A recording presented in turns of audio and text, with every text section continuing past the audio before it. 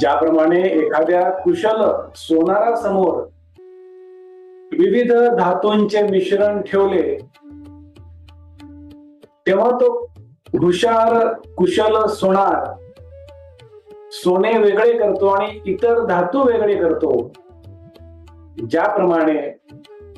एक हुशार महिला दुधापासून दही,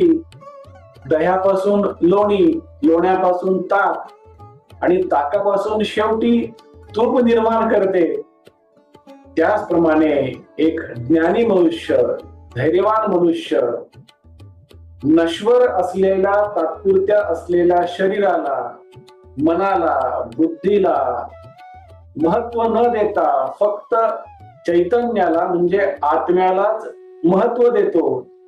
आणि त्या चैतन्याला, आत्म्याला तो ज्ञानी मनुष्य स्पष्टपणे पाहू शकतो.